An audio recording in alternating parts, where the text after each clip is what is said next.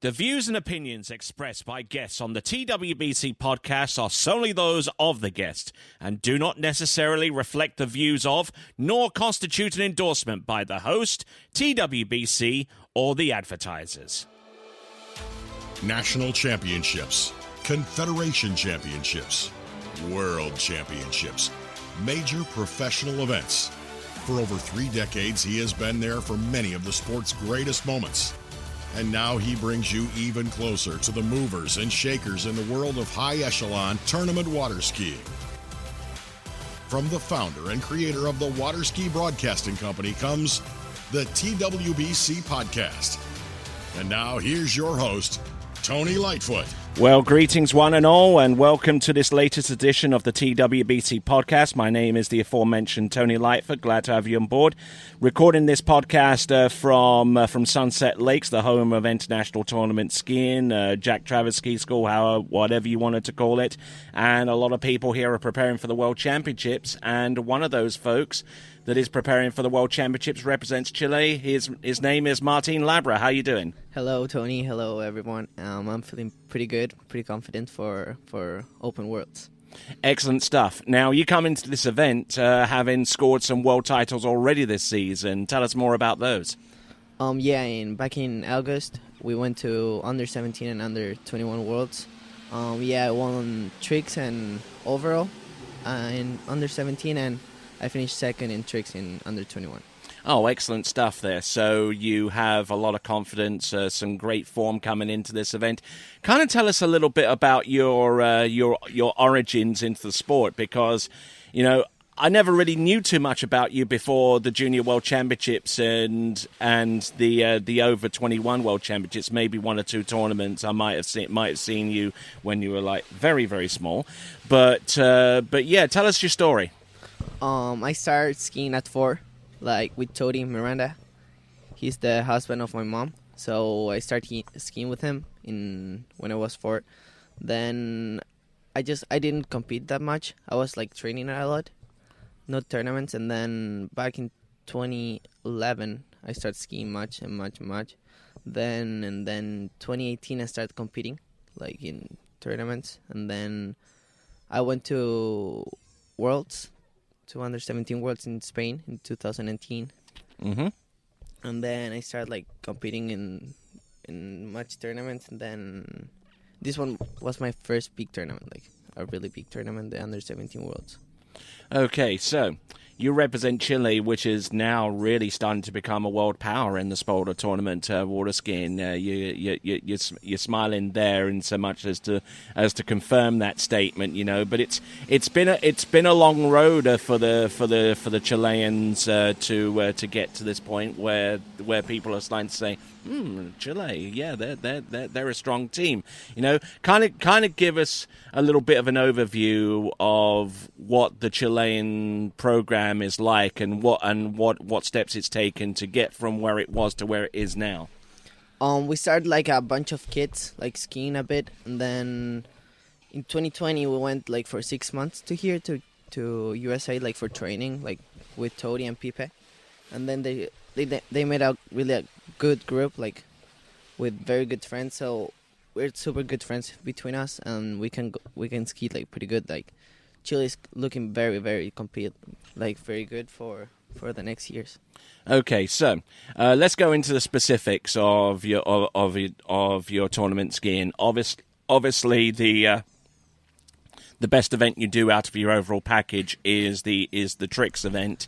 Kind of give us an idea of what your runs look like, you know, and if you've got anything special planned for the World Championships if you make it through to the 12 skier final. Yeah, I just changed my run. My best run is 11,100. But now I changed it and it is 11,710. So 11,710 points. So you didn't go into the specifics. Are there tricks that you want? Which tricks are you going to take out and replace with what other tricks to make that happen? I'm gonna take out the wake 5 back and wake 5 front, and I'm gonna put the ski 5 back and ski 5 front. Oh yes, okay. That sounds definitely a little bit more like it. You know, a lot lot is spoken about the tricks events and its resurgence. You know, there's a lot more eyes looking at the tricks event, and it's gaining in popularity. Do you feel that way, or do you think that tricks as an event still has a long way to go to kind of to dispel any of the properties, you know, that keep it from being, you know, having its profile raised? Yeah, like trick is going like super high, like very quick, but it still have a long way to go to like be at the same level as a slalom. You know, like there's like 10 pro tournaments a year in slalom, and there's like 2 or 3 of tricks. So it's still a long way, but it's getting there. Okay, so you're looking for passes over 11,000 points, and and you're the junior world tricking champion. What are your immediate goals? I mean, obviously you're at the World Championships here, so obviously getting to the top of the ladder is the ultimate goal. But realistically, what are you looking to gain from these championships in the tricks event? In tricks, I'm hopefully to get a top 10. A top 10 will be very, very good. But still, like I wanna be like top 7 or top 5. Okay, that's some pretty lofty ambitions indeed. Your next best event is jump. You made it. Where did you place in jump in the junior world? I placed 9th. You placed 9th. Yeah. Things kind of got a little bit out of hand there in the final, didn't they? Yeah, the conditions were not that good, so I was not jumping that good. And in the prelims, I jumped pretty good. I finished 4th with jumping at 54.1. Mm-hmm. And that jump was pretty good. In the finals, I jumped like 49 meters, so it was not that great.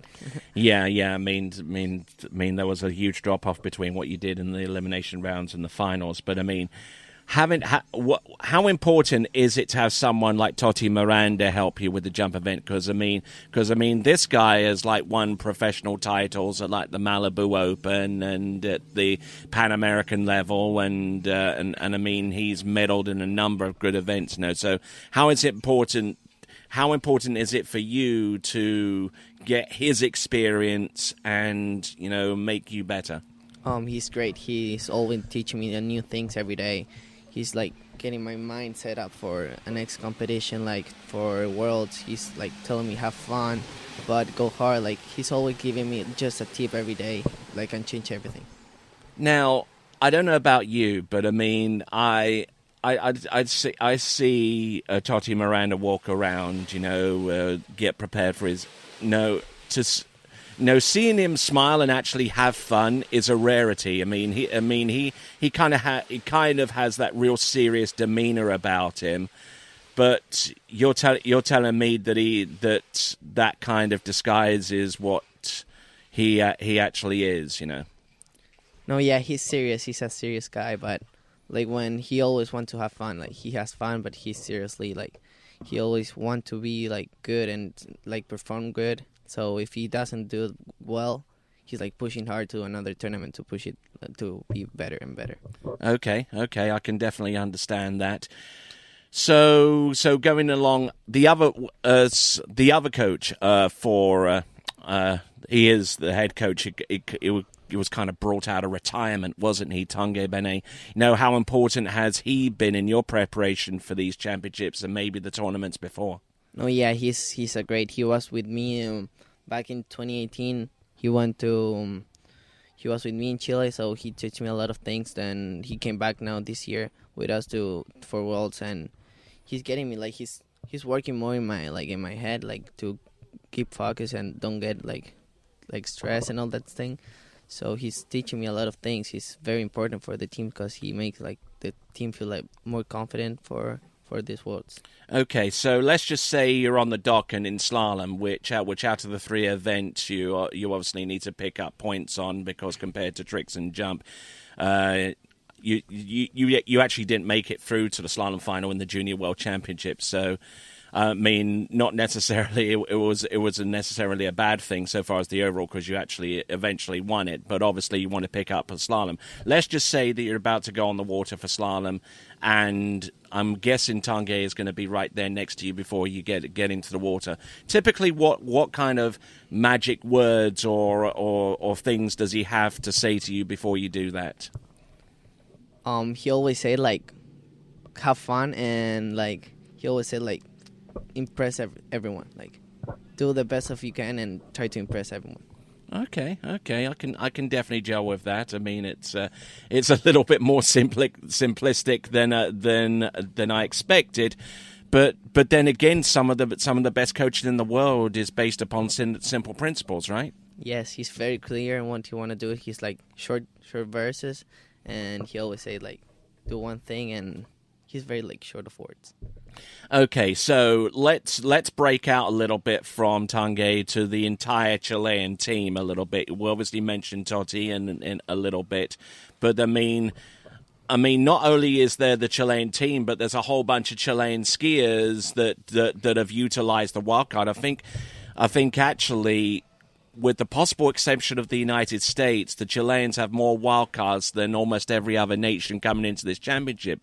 So, is there anyone else that kind of stands out for you a little bit, both in the team and among the wildcards coming into these World Championships? Yeah, of course, there is Valentina Gonzalez. Like, he's pretty good. And Agustina Varas, like, he won under 17 and under 21 Worlds in jump. Mm-hmm. So they're two, like, both great jumpers and great overallistic. So they're pretty good. Also, Totti is he's going to hopefully jump far. And we're kind of missing Felipe from these championships. He's injured in Chile right now. Yes, he's injured. He's resting. Like, he has to rest for like about 2 months, like to start skiing again. Okay, now whether you were a wild card for Chile or whether you're on a team, obviously there are challenges making it to these championships, but you know, in these championships, the challenges were even greater with COVID. Kind of give us a sense of how that has been handled in Chile and what kind of things needed to happen for yourself and others from that country to make it here. Yeah, the COVID stuff, it's like a kick in the you-know-what. Yes, yeah, for everyone. But like in Chile, what we're doing, like, we live in the lake, so I'm inviting my friends to stay with me, like to train there. To like we can train the lake with a group, and then that we came to USA in April, so we were training here and from April to now, like to be 100% for Worlds. Okay, so the majority of the time between April and now, you've stayed in pretty much within the United States, and so there was no question whether you were able to transfer out of Chile in here in the ensuing months. Is that right? Yes, that's right. Okay, so and I guess one of the last questions is how is the sport of tournament water skiing perceived in Chile? Because obviously there's world champions from Chile, not only yourself but also Felipe in the past, and a lot of other skiers have won medals and stuff like that. So, are your performances and all of that kind of stuff reflected in national newspapers, on television, and all that kind of stuff? Kind of give us a sense of what that's like in Chile. Oh yeah, like in Chile, it's everything like soccer, but always there, like when I was world champion, like it came for the news, like for television and radio and all that stuff. So it's fun. Like if you do like a good job, like the news is gonna be there. Like you're gonna go out in the news and everything. All right then. So, and also one other tournament that comes up within the next few years is the Pan American Games, which is going to be in 2023 in Chile, in Santiago. Wow, that's going to be a tournament and a half, because the Pan American Games is like the biggest thing that goes on in Latin America, aside from Copa Libertadores or the CONMEBOL Championship and all anything soccer, as you said. But I mean, the next biggest thing is the Pan American Games. So you're obviously keeping an eye on that. So what would it mean to you to represent Chile at the Pan American Games? Oh, it will be very, very like I will be very honored to represent Chile for that game. But it's gonna be tough because there is only four spots for a lot of kids who are skiing very good. Like I know, like Pipe, Vale, Todi, Ago. All of them are skiing pretty good, and there's only 4 spots for a lot of skiers. So the value of you being an overall skier kind of helps a little bit in that regard, yes? Yes, because there's Pipe, so doesn't help that much, but it does help, yeah. All right, then. So we'll round off this podcast. Thank you very much for joining in. Is there anything you'd like to say by way of a shout-out to your parents or to anyone that supported you at this time? Microphone is yours if you want to do that. Just thanks to all my parents, all my family who has been there, always supporting me from when I was little, so thank you very much. All right, then. That was Martin Labra. I've been Tony Lightfoot. This is the latest edition of the TWBC Podcast. And until next time, it is ciao for now. Thank you for listening to the TWBC Podcast. Be sure to check out our website at waterskibroadcasting.com. Links to our presence on major social media platforms can be found there, as well as updates to our webcast and this podcast. Duplication or rebroadcasting of this broadcast without written consent of TWBC is prohibited. Subscribe to us on your favorite podcast platform and be sure to join us next time for the next edition of the TWBC Podcast.